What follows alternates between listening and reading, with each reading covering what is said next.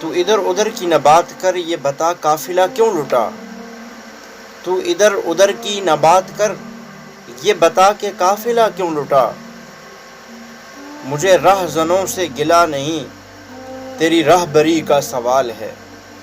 جناب یہ آپ ہمارے ملک کو کس طرف دھکیل رہے ہیں؟ اس ملک کو آپ کیا بنانا چاہتے ہیں؟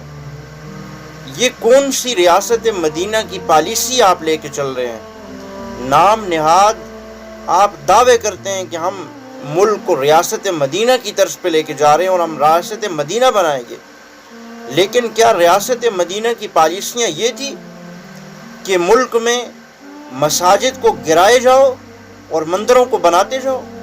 یہ آپ ملک کو بت کدہ بنانے جا رہے ہیں؟ آپ ملک سے مساجد کو ختم کرنا چاہتے ہیں؟ آج جس دن میں آپ سے مخاطب ہوں، آج کے دن اسلام آباد کے اندر مسجد توحید کو گرا دیا گیا اور اسے یہ الزام دیا گیا کہ یہ مسجد غیر قانونی جگہ پہ ہے۔ میں آپ سے یہ سوال کرتا ہوں، کیا مسجد بھی کبھی غیر قانونی جگہ ہوتی ہے؟ یہ ملک، یہ کائنات، یہ دنیا کس کی ہے؟ یہ کائنات رب العالمین کی ہے، اور کائنات کا چپا چپا ذرہ ذرہ میرے رب کا عطا کردہ ہے، اور جس ذرے پہ، جس کائنات پہ اللہ رب العالمین کیا گھر بن جائے اور اسے غیر قانونی قرار دیا جائے، کائنات دنیا کو بنانے والا رب اور اس کا گھر غیر قانونی، یہ کیسے ہو سکتا ہے؟ اللہ کا گھر تو غیر قانونی ہو گیا، اور مندر، بت کدے، وہ تمہارے لیے قانونی ہو گئے کیونکہ وہ تمہارے آباء و اجداد کے دین کی عکاسی کرتے ہیں۔ تم کس طرف ملک کو لے کے جانا چاہتے ہو؟ ہم اقلیتوں کے حقوق کی بات ضرور کرتے ہیں، انہیں ان کے پورے حقوق ملنے چاہیے، مگر آپ جن اقلیتوں کا نام لے کر اپنے ملک کو گڑھ بنانا چاہتے ہیں بتوں کا، کبھی آپ کی ہندو نوازیاں ہو جاتی ہیں، کبھی آپ قادیانیت نوازی پہ اتر آتے ہیں، کبھی آپ رافضی نوازی پہ اتر آتے ہیں، کبھی تو آپ رافضیوں کو نواز رہے ہوتے ہیں، کبھی آپ قادیانیوں کو نواز رہے ہوتے ہیں، اور کبھی آپ ہندوؤں کو اور سکھوں کو نوازتے ہیں۔ آپ اپنے ملک کو بنانا کیا چاہتے ہیں؟ آپ کی پالیسی کیا ہے؟ نام تو آپ لیتے ہیں کہ ہم جناب یہاں پہ ریاست مدینہ بنا لیں گے، آپ کو پتہ بھی ہے کہ ریاست مدینہ کیا ہوتی ہے؟ ریاست مدینہ کے حکمران کیسے ہوتے ہیں؟ ریاست مدینہ میں جو قوانین لاگو کیے جاتے تھے وہ قوانین کیا ہیں؟ آپ کے علم میں یہ بات ہے کہ ریاست مدینہ میں آنے والا حکمران اپنے آپ کو ساری کی ساری قوم کا، امت کا خادم سمجھا کرتا تھا، اور آپ جناب میری تو 2-3 لاکھوں تنخواہوں پہ گزارا نہیں ہوتا، لہٰذا بڑھا دی جائے، اور قوم کے ساتھ آپ نے مذاق بنایا ہوا ہے، قوم کو آپ ذلیل و خوار کر رہے ہیں۔ آپ یہ کس روش پہ چل رہے ہیں؟ آپ نام تو ریاست مدینہ کا لیتے ہیں، مگر دوسری طرف ظلم اور جبر، تشدد اپنی عوام پہ، وہ سب پہ اب عیاں ہو چکا ہے۔ جناب آپ نے اپنی قوم کے لیے کیا کیا ہے ابھی تک؟ آپ جس چیز پہ نوٹس لیتے ہیں اگلے دن وہ چیز مہنگی ہو جاتی ہے۔ آپ بات کرتے ہیں جی میں چینی پہ نوٹس لے لوں گا، اگلے دن وہ مہنگی ہو کے آ جاتی ہے۔ آج جناب میں فلاں بجلی پہ نوٹس لے لوں گا، وہ مہنگی ہو جاتی ہے۔ گیس پہ آپ نوٹس لیتے ہیں، وہ مہنگا ہو جاتا ہے۔ یہ پٹرول جناب اس کو سستا کر دیا، 2-4 دن شور شرابہ، پٹرول پمپوں پہ جاؤ تو پٹرول ملتا ہی نہیں، اور جب ملا تو کس انداز میں آپ نے پوری قوم پہ ایک بم گرا کر ایک دن کے اندر اس کو اتنا مہنگا کر کے لوگوں میں پیش کیا۔ جناب یہ آپ اپنی قوم کے ساتھ مذاق کرتے ہیں، آپ اپنی قوم کو بیوقوف بنا رہے ہیں، اور آپ کو یہ بات پتہ ہونی چاہیے کہ قوم بیوقوف بننے والی نہیں ہے۔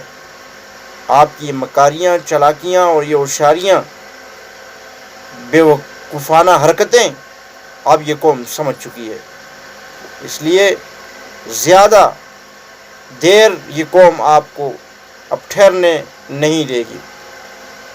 ہمارے ساتھ ہمارا دشمن ملک بھارت، وہاں پہ جشن اور خوشیاں منائی جا رہی ہیں، کہ جناب اسلام آباد میں اب مندر بنے گا، وہاں ہمارے پرچم لہرائیں گے، وہاں ہمارے مذہب کی بات ہوگی، وہاں ہمارے بت قدے بنیں گے، اور آپ یہاں پہ ریاست مدینہ کی بات کر کے اپنے ملک میں بت قدے بنا کے ان گائے کے پیشاب پینے والوں کو خوش کرتے ہیں۔ یہ تو آپ کی اوقات ہے۔ آئے روز بارڈر پہ ہمارے نوجوانوں کو شہید کیا جاتا ہے، اور آپ اس کے بدلے میں انہیں جناب مندر اور گردوارے بنا کے انہیں پیش کر رہے ہیں۔ یہ تو آپ کی غیرت ہے۔ اور کل دل دہلا دینے والی وہ ویڈیو اور وہ تصویریں آپ نے بھی دیکھی ہوں گی۔ 3 سالہ معصوم بچہ اپنے نانا کے ساتھ جا رہا ہے، اور کشمیر میں بھارتی غاصب فوجیوں نے اس کے بوڑھے نانا کو پکڑا اور گولیوں سے سب کے سامنے بھون ڈالا، اور وہ 3 سالہ معصوم بچہ اپنے نانا کی لاش پہ بیٹھ کے نانا نانا پکار رہا ہے اور رو رہا ہے۔ اور پھر تم نے اور تمہارے دوست مودی، تمہارے یار نے اس سے بڑی حرکت کیا کی کہ 3 سالہ معصوم بچے کو گرفتار کر کے بختر بند گاڑی میں ڈالا۔ اس کی آہیں اور اس کی سسکیاں اللہ کے عرش کو بھی ہلا چکی ہوں گی، جب وہ پکار کے یہ کہہ رہا ہے مجھے چھوڑ دو، مجھے جانے دو، مجھے میری ماں کے پاس جانا ہے، مجھے چھوڑ دو، مجھے گھر جانا ہے۔ وہ آئیں، وہ سسکیاں، وہ چیخ و پکار 3 سالہ معصوم بچے کی، اللہ کا عرش ہل گیا ہوگا۔ لیکن آپ ان لوگوں کو خوش کرنے کے لیے اپنے ملک کی مساجد کو گرا کے وہاں گردوارے اور مندر اور قادیانیت نوازی کا ثبوت دیتے ہوئے یہاں پہ قادیانیوں کے لیے جگہیں فراہم کر کے ان کی عبادت گاہیں بنوانا چاہتے ہیں۔ یہاں پہ آپ کو ہدایت نہیں ہے اللہ کی طرف سے،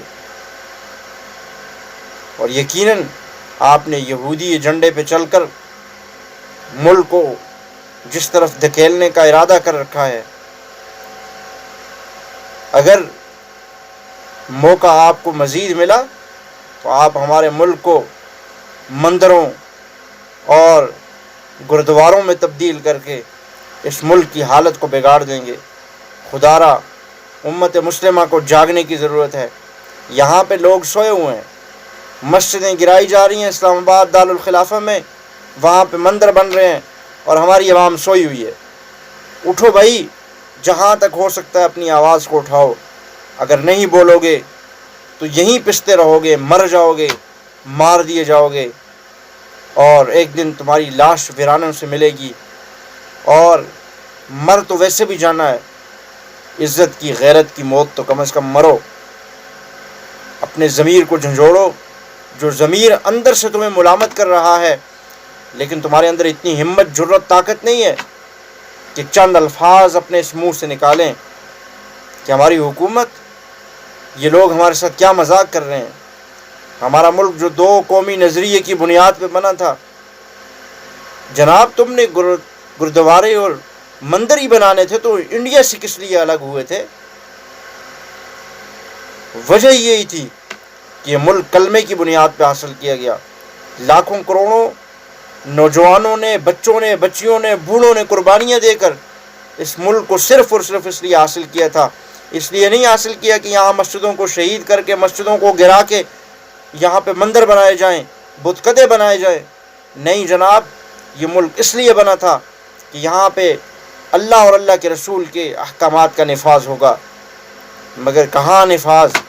یہاں تو مسجد اس لیے گرا دی جاتی ہے کہ یہ غیر قانونی جگہ ہے۔ ساری جگہیں کائنات میں، دنیا میں اللہ کی پیدا کردہ ہیں، لیکن تم نے وہاں پہ بھی قدغن لگایا، وہاں پہ بھی تم نے نقب لگایا، ڈاکہ زنی کرتے ہوئے تم نے کہا کہ یہ غیر قانونی جگہ۔ اگر مسجد غیر قانونی جگہ ہے تو پھر یہ مندر تمہارے باپ دادا کی جگہ ہے کہ تم وہاں پہ مندر بنائے؟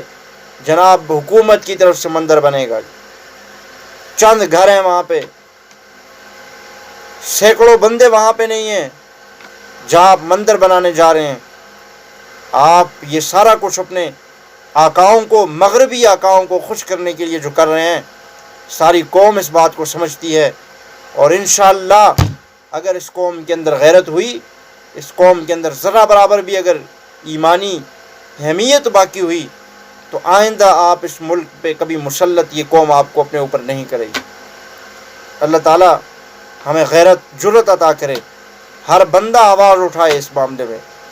یہ ہمارے لیے ٹیسٹ کیس ہے. آج ایک مسجد گری ہے، اگر وہ ایک مکتبہ فکر کی ہے، تو اگر آپ سارے مسلمان متحد ہو کے نہیں بولیں گے تو کل کسی اور کی مسجد گرے گی، کل کوئی اور مسجد گرے گی. اور یاد رکھنا، مسجدیں اللہ کا گھر ہیں، کسی مسلک اور کسی ایک فرقے کی نہیں ہوا کرتی. سارے کے سارے لوگ اس پہ آواز اٹھائیں. اور یہ مندر جو بت خانہ بن رہا ہے، حضور اور حضور علیہ السلام کا دین بت قدوں کو گرانے کے لیے آیا ہے، بت قدے بنانے کے لیے نہیں آیا. اسلامی ریاست بنتے ہی، مدینہ کی ریاست بنتے ہی بتوں کو گرا دیا گیا، ختم کیا گیا، بت قدے توڑ دیے گئے. بت قدے بنانے کے لیے ہمارا دین نہیں آیا. تم ہمارے دین کو کس طرف لے کے جانا چاہتے ہو؟ خان صاحب ذرا غور کرو. یہودیت نوازی کا اتنا ہی آپ کو شوق ہے تو کم از کم اتنا کرو کہ آگے عوام برداشت کر سکے. تو لہٰذا عوام بھی اپنے اندر غیرت ڈالے، اس بندے کو یہاں پہ لگام دے. سب تمام تر سیاسی معاملات سے بالا تر ہو کے ہمارے لیے پہلے مذہب ہے، پہلے ہمارا اسلام ہے، پہلے کلمہ ہے، بعد میں ہماری کوئی سیاسی پارٹی ہے. جب بھی جہاں پہ جو کوئی بھی غلط کرے گا، اپنی زبان کو اس کے خلاف آواز نکالو اور آواز اٹھاؤ. اور یہ افضل ترین جہاد ہے، افضل جہاد ہے. من قال کلمۃ سلطان عند جائر. ظالم بادشاہ، اس طرح کے حکمران جو مساجد کو شہید کر کے اپنا کشمیر بیچ کے مندروں کی تعمیرات یہاں پہ شروع کروا رہے ہیں، ان کے خلاف ایک ایک لفظ بولنا یہ افضل ترین جہاد ہے.